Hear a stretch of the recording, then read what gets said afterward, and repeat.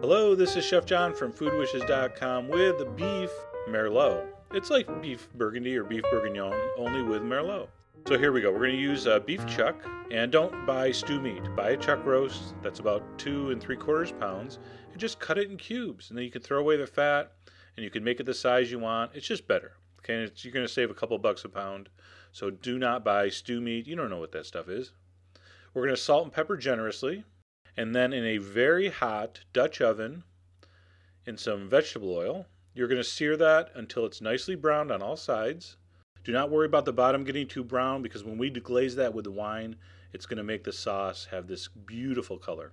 While the meat is browning, I'm going to cut up 1 large onion.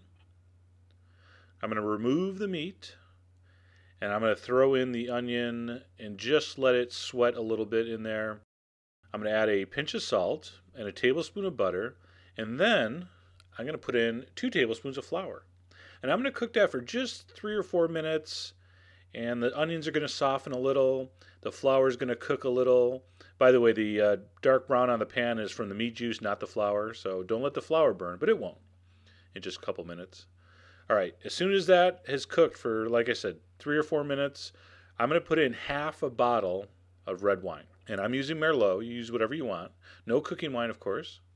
All right, so half a bottle of wine there's 750 milliliters, which if you divide that by 2, what's that? 375. And if you divide that by 30, it's like 2 cups. Or you just put in a half a bottle of wine. Then I'm going to reduce that by about half. That's going to take you about 10 minutes. All right, the flour, the roux there we made is going to thicken that up a little bit. I'm going to add 2 carrots that I chopped in like 1-inch pieces. A couple ribs of celery I cut up. All right, I'm going to throw that in. I'm going to add my beef back in with any accumulated juices. I'm going to give it another pinch of salt, and we can adjust that later. A bay leaf, and I'm going to tie some fresh thyme sprigs together. That's just so I can pull them out and don't have to fish the stems out. And I'm just going to cover that with 2 cups of beef broth. You're probably not making homemade beef broth. I didn't either for this. So use an all-natural, low-sodium, high-quality, pay the extra $1, no generic beef broth that may or may not be made out of beef. Use something nice. We're going to bring that up to a simmer. We're going to cover that and just let that simmer for an hour and a half on very low. So an hour and a half later, that's looking good. All right, see that, how it's barely bubbling? The meat is almost tender. It's not perfectly tender yet. So I'm going to leave this uncovered, and I'm going to let it simmer and bubble away for another half hour. And you see right there, the sauce got a little thicker. The meat is now perfectly tender. Our vegetables are nice and tender. And look at that sauce. All right, so shiny and just beautiful and luxurious. All right, make sure you're going to taste and adjust your seasoning. And I know what you're thinking. You forgot to put in the potatoes. No, I didn't.